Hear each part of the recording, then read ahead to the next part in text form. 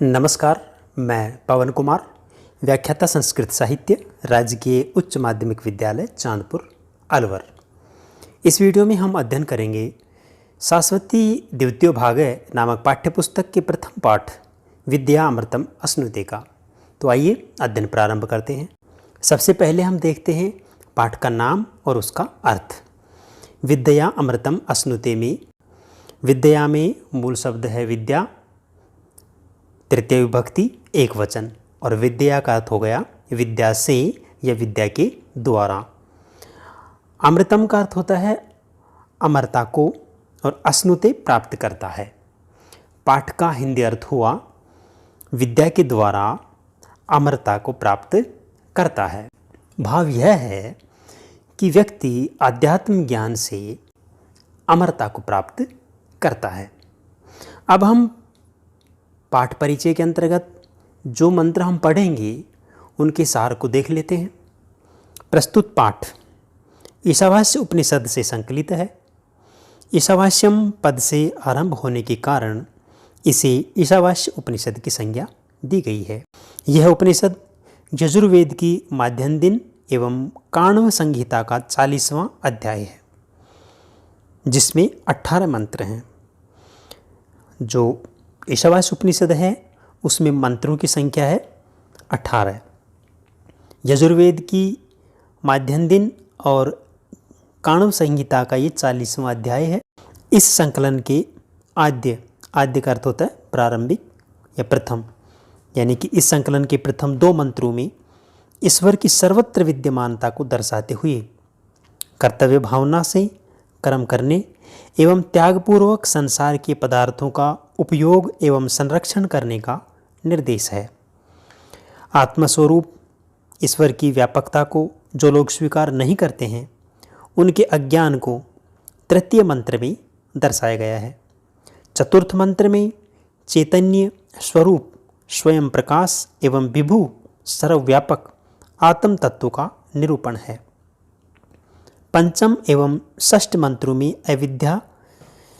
ध्यान देने की बात यह है कि मंत्रों में जो अविद्या पद आएगा उसका अर्थ होता है व्यावहारिक ज्ञान, एवं विद्या अर्थात अध्यात्म ज्ञान पर सूक्ष्म चिंतन निहित है। अंतिम मंत्र व्यावहारिक ज्ञान से लौकिक अभ्युदय एवं अध्यात्म ज्ञान से अमरता की प्राप्ति को बतलाता है। इस पाठ्यांश से यह संदेश मिलता है कि लौकिक एवं अध्यात्म विद्या एक दूसरे की पूरक हैं तथा मानव जीवन की परिपूर्णता एवं सर्वांगीण विकास में समान रूप से महत्व रखती है। कहने का भाव यह है कि लौकिक ज्ञान और अध्यात्म ज्ञान दोनों अलग अलग न होकर के एक दूसरे के पूरक हैं। जब व्यक्ति लौकिक ज्ञान और अध्यात्म ज्ञान दोनों को प्राप्त करके हृदयंगम करता है और उस आधार से अपने जीवन को व्यतीत करता है तो निश्चित रूप से उसका सर्वांगीण विकास होता है। इस महत्व को यहाँ दर्शाया गया है। तो आइए पाठ के मंत्रों को देखते हैं। प्रत्येक मंत्र के हम कठिन शब्दार्थों को देखेंगे, उसके अन्वय को देखेंगे, उसके अनुवाद को देखेंगे। तो मैं चाहूँगा कि आप अध्ययन के समय अपने पास उत्तर पुस्तिका और पेन लेकर के अवश्य बैठें। पहला मंत्र है ईशावास्यम इदम सर्वम यत किम च जगत्याम जगत तेन त्यक्तेन भुंजिथा मागृदः कस्विचित् धनम। इस मंत्र के कठिन शब्दार्थों को देखें जो इस प्रकार से हैं। ईशा का अर्थ होता है ईश्वर से, आवास्यम व्याप्त है, यत किंचय का अर्थ होता है जो कुछ भी, जगत्याम संसार में, तेन इस कारण से, त्यक्तेन का अर्थ होता है त्यागपूर्वक, और भुंजिता का अर्थ होता है भोग करो, कस्विचित् का अर्थ होता है किसी के, और मागृदः का अर्थ होता है लालच मत करो, आकांक्षा मत करो। ये इसके कठिन शब्द हुए। अब हम इस मंत्र का अन्वय देख लेते हैं। इस मंत्र का अन्वय होगा जगत्याम यत् किम च जगत इदम सर्वम ईशावास्यम तेन त्यक्तेन भुंजिता कस्विचित् धनम मागृदः। ये इसका अन्वय हुआ। अन्वय के आधार पर हम इसका अर्थ देख लेते हैं। जगत्याम यत् किम च जगत इदम सर्वम ईशावास्यम। इस संपूर्ण संसार में जो कुछ भी चराचर जगत दिखाई दे रहा है वह समस्त ईश्वर से ही व्याप्त है। कहने का भाव यह है कि संपूर्ण ब्रह्मांड में जो कुछ भी चर अचर जगत दृष्टिगत है वह संपूर्ण ईश्वर से व्याप्त है। तेन त्यक्तेन भुंजिथा, इसलिए त्याग वृत्ति से त्यागपूर्वक इस संसार के पदार्थों का सेवन करो। मागृदः कस्यचिदं धनम, और किसी के भी धन की लालचवश इच्छा मत करो। यह इसका अनुवाद हुआ। भाव यह है कि इस संसार में जो कुछ भी जड़ और चेतन, चर और अचर सब कुछ जो है वह ईश्वर से व्याप्त है। इसलिए मानव को आसक्ति से रहित होकर इस संसार के पदार्थों का उपभोग करना चाहिए और किसी के भी धन पर लालच नहीं करना चाहिए। धन का उपभोग कैसे करें? त्यागपूर्वक करें। इसलिए यहाँ एक सूक्ति है, तेन त्यक्तेन भुंजिथा, त्याग के साथ भोग करो। यानी कि हम उपभोग भी करें लेकिन हमारे अंदर उसके प्रति आसक्ति न हो, बल्कि त्याग की भावना रहे और हम त्यागपूर्वक संसार के पदार्थों का भोग करें। यह हमारे पहले मंत्र का भाव और अनुवाद हुआ। अब हम देख लेते हैं मंत्र संख्या 2। कुर्वन् एव इह कर्माणि जिजीविषेत् शतं समः एवं तवी न अन्यथा इतो अस्ति न कर्म लिप्यते नरे। आइए सबसे पहले देख लेते हैं इस मंत्र के कठिन शब्दार्थों को। कुर्वन् में सत्रि प्रत्यय वर्तमान काल के लिए आता है जब कार्य निरंतर होता रहे। कुर्वन् का अर्थ हुआ करते हुए। यह इस संसार में, कर्माणि पद का अर्थ होता है कर्मों को, जिजीविषेत् जीने की इच्छा करनी चाहिए। शतम शमा का अर्थ होता है 100 वर्षों तक। तवी नरे तुझ में, और न लिप्यते लिप्त नहीं होंगे। इस प्रकार से ये कठिन शब्दार्थ हुए। इस मंत्र का अन्वय देख ले। अन्वय होगा, इह कर्माणि कुर्वन् एव शतं शमः जिजीविषेत् एवं कर्म तवी नरे न लिप्यते इतः अन्यथा न अस्ति। यह इसका अन्वय हुआ। देखो इसका अर्थ देख लेते हैं। इस संसार में शास्त्र अनुसार कर्मों को करते हुए ही 100 वर्षों तक जीने की इच्छा करनी चाहिए। यानी कि शास्त्र जिस प्रकार के जीवन का आदेश देते हैं, शास्त्रोक्त जीवन को हमें जीते हुए 100 वर्षों तक जीने की इच्छा करनी चाहिए। इस प्रकार त्याग भाव से किए जाने वाले कर्म तुझ मनुष्य में लिप्त नहीं होंगे। यानी कि जब हम त्यागपूर्वक कर्मों को करेंगे तो हम कर्मों में लिप्त नहीं होंगे, और यदि हम त्यागपूर्वक कर्म न करके आसक्ति से कर्म करेंगे तो हम कर्मों के बंधन में बंध जाएंगे। तो आगे कहता है, अन्यथा इतो अस्ति न कर्म लिप्यते नर।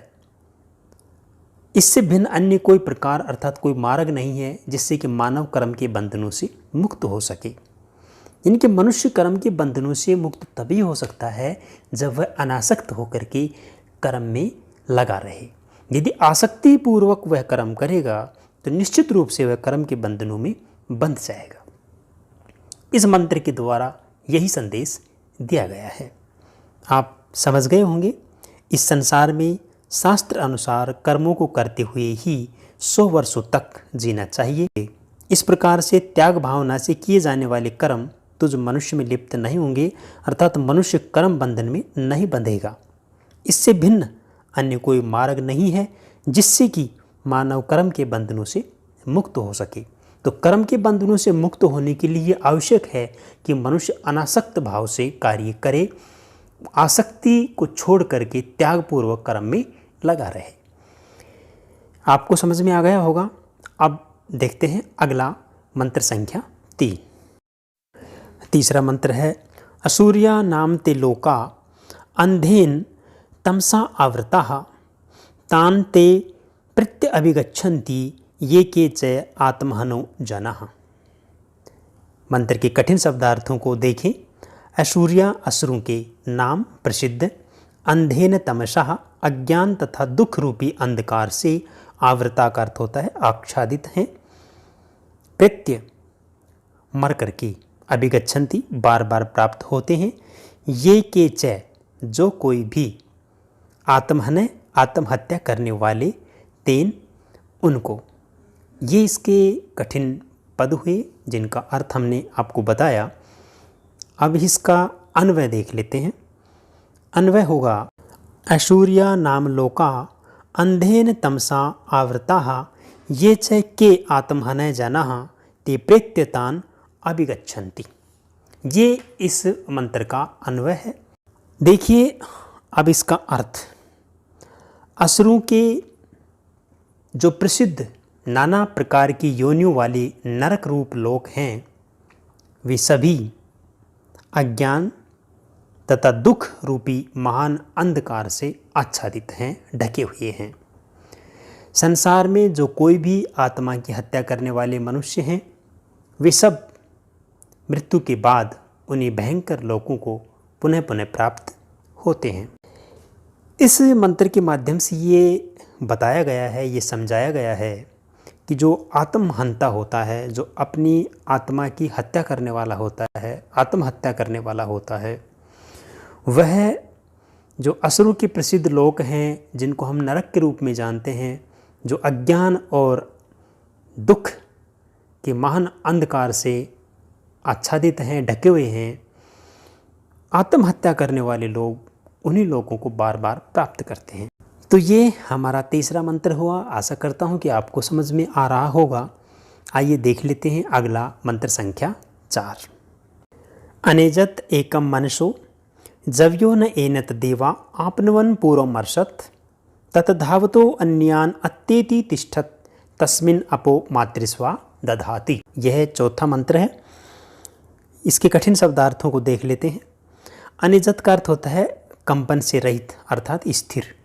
जब यह तीव्र वेग वाला, एनत इस आत्म तत्व को, देवाह का अर्थ होता है द्योतनशील चक्षु आदि इंद्रियाँ, न आपनुवन का अर्थ होता है प्राप्त नहीं कर सकी, पूर्वम अरसत का अर्थ होगा सब इंद्रियों से पहले गया हुआ है, धावतः गतिशीलों का, अत्येति अतिक्रमण कर सकता है, मातृस्वा वायु अपह कर्मों का, और ददाती का अर्थ होता है विभाजन करता है। ये इस मंत्र के कठिन शब्दार्थ हुए। हम देख लेते हैं मंत्र का अन्वय।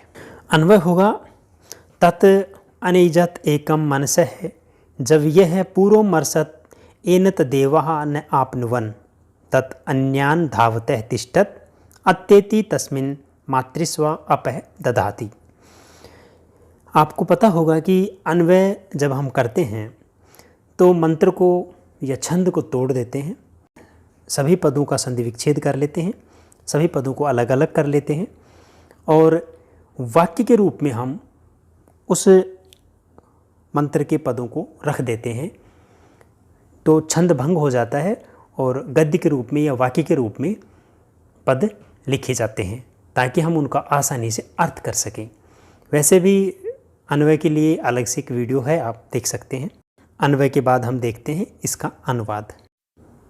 वह आत्म तत्व अपने स्वरूप से कभी भी विचलित नहीं होने वाला है, अर्थात वह आत्म तत्व सदैव स्थिर रहता है तथा मन से भी अधिक तीव्र गति वाला है। उस आत्म तत्व की सत्ता इंद्रियों से भी परे है, इस कारण से उसे इंद्रियों से प्राप्त नहीं किया जा सकता। वह अन्य गतिशील पदार्थों का स्थिर होने पर भी अतिक्रमण कर सकता है। उस आत्म तत्व का अस्तित्व होने पर ही वायु समस्त जीवों के प्रवृत्ति रूपी कर्मों का विभाजन करता है। जिसको हम ईश्वर कहते हैं, जो सर्वव्यापक है, सर्वव्यापक ईश्वर को आत्म तत्व के रूप में देखा गया है। कहने का भाव यह है कि जो आत्म तत्व है वही ईश्वरीय तत्व है, वह सब जगह व्याप्त है और वह सभी जगह अतिक्रमण कर सकता है। तो उसी के कारण से समस्त जीवों में कर्मों का विभाजन होता है। आप समझ गए होंगे। आइए देखते हैं अगला श्लोक। मंत्र संख्या 5।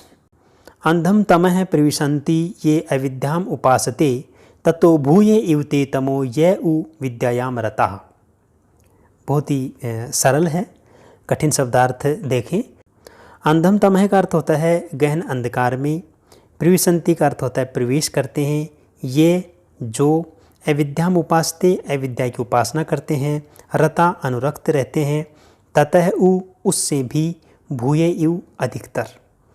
अन्वय सीधा है, ये अविद्याम उपासते ते अंधम तमह प्रविशन्ति, ये विद्याम रता ते तत उ भूये इव तमह प्रविशन्ति। अर्थ देख लेते हैं। इस मंत्र का अनुवाद होगा, जो लोग अविद्या की उपासना करते हैं वे गहन अंधकार में प्रवेश करते हैं, और जो विद्या में ही अनुरक्त रहते हैं वे उनसे भी अधिक अंधकार में प्रवेश करते हैं। भाव समझने की कोशिश कीजिए। यहाँ अविद्या सांसारिक ज्ञान और विद्या आध्यात्म ज्ञान, आत्मा का ज्ञान, इससे लिया गया है। जो सांसारिक कर्मों में ही लगे रहते हैं वे गहन अंधकार में प्रवेश करते हैं, और जो विद्या में ही अनुरक्त रहते हैं अर्थात केवल मात्र शास्त्र ज्ञान ही, अध्यात्म ज्ञान ही प्राप्त करते हैं, उसको हृदयंगम करके उनके मार्ग पर चलते नहीं हैं, वे उनसे भी अधिक अंधकार में प्रवेश करते हैं। इसका भाव यह है। तो आप समझ गए होंगे। आगे चलते हैं और मंत्र संख्या 6 देखते हैं। मंत्र संख्या 6। अन्यत एव आहुर विद्यया अन्यत आहुर अविद्यया इति शुश्रूम धीराणाम ये नह तत्विचक्षिरे। इस मंत्र के कठिन शब्दार्थ इस प्रकार से हैं। अन्यत का अर्थ होता है पृथक या भिन्न। आहु कहते हैं विद्या, विद्या के द्वारा या विद्या से, शुश्रूम सुना है, धीराणाम विद्वानों से, सुधीजनों से, नह हमारे लिए, विचक्षिरे का अर्थ होता है व्याख्या की है, बताया है। मंत्र का अन्वय इस प्रकार से होगा, विद्या अन्यत एव आहु अविद्या अन्यत आहु इति धीराणाम शुश्रूम ये नह तत् विचक्षिरे। विद्या से भिन्न ही फल होता है तथा अविद्या से भिन्न फल होता है, ऐसा हमने सुधीजनों से सुना है जिन्होंने हमारे लिए उस तत्व की व्याख्या की है। विद्या से अर्थात आध्यात्म ज्ञान से अलग ही फल होता है तथा अविद्या अर्थात कर्म से अलग ही फल होता है, ऐसा हमने विद्वानों से सुना है जिन्होंने हमारे लिए उस कर्म और ज्ञान तत्व की व्याख्या की है। कहने का भाव यह है कि जो सांसारिक कर्म हैं उनके फल अलग होते हैं और जो शास्त्रों का ज्ञान है उसका अलग ही फल होता है। ये हमने विद्वान सुधीजनों से सुना है जिन्होंने कर्म और ज्ञान तत्व की व्याख्या की है। इसलिए केवल एक ही तत्व से यानी कि आध्यात्म ज्ञान से या फिर सांसारिक कर्म से हम अमरता को प्राप्त नहीं कर सकते, हम आत्म तत्व को प्राप्त नहीं कर सकते। दोनों का ही ज्ञान आवश्यक है। आइए देखते हैं इस पाठ का अंतिम मंत्र, मंत्र संख्या 7। विद्याम च अविद्याम च यतत् वेदो उभयम सह अविद्या मृत्युम तीर्त्वा विद्या अमृतम अश्नुते। कठिन शब्दार्थ, विद्याम विद्या को, यह जो वेद जानता है, उभयम दोनों को, सह साथ, तीर्त्वा पार करके, विद्या विद्या से, अमृतम अमरता को, अश्नुति प्राप्त करता है। ये इस मंत्र की कठिन पद हुई। अन्वय सीधा है, ये विद्याम च अविद्याम च तत् उभयम सह वेद है, स अविद्या मृत्युम तीर्त्वा विद्या अमृतम अश्नुते। देखते हैं इसका अनुवाद। यह विद्याम जो प्राणी विद्या, अविद्याम च और अविद्या, तत् उभयम सह वेद है जो इन दोनों को एक साथ जान लेता है, स अविद्या मृत्युम तीर्त्वा वह अविद्या से मृत्यु को पार करके, विद्या अमृतम अश्नुते विद्या से अमरता को प्राप्त करता है। कहने का भाव यह है कि जो प्राणी, जो व्यक्ति इस संसार में रह करके विद्या यानी कि आत्म तत्व, आत्मज्ञान को प्राप्त करता है, अविद्या सांसारिक कर्मों के फलों को जान लेता है, जो दोनों को जान लेता है, सांसारिक कर्मों के फलों को भी और आत्म तत्व के ज्ञान को भी। वह अविद्या से तो मृत्यु को पार कर लेता है, यानी कि सांसारिक कर्मों से मृत्यु को पार करके और आत्मज्ञान से अमरता को प्राप्त कर लेता है। इसलिए कहा गया है कि विद्या अमृतम अश्नुते, आत्मज्ञान से अमरता को प्राप्त करता है। यहाँ अविद्या सांसारिक कर्म और विद्या आध्यात्म ज्ञान दोनों, और दोनों के माध्यम से व्यक्ति पहले सांसारिक कर्मों से मृत्यु को पार कर लेता है और अध्यात्म ज्ञान से वह अमरता को प्राप्त कर लेता है। इसलिए कहा गया है विद्या अमृतम अश्नुति, विद्या के द्वारा अमरता को प्राप्त करता है। वीडियो कैसा लगा? अपने विचार हमें कमेंट्स बॉक्स में लिखकर अवश्य बताइए, और यदि वीडियो पसंद आया है तो लाइक, शेयर और सब्सक्राइब अवश्य करें कि अगले वीडियो में हम इसी पाठ के संपूर्ण प्रश्नोत्तरों को लेकर फिर उपस्थित होंगे। तब तक पढ़ते रहिए, जुड़े रहिए। धन्यवाद।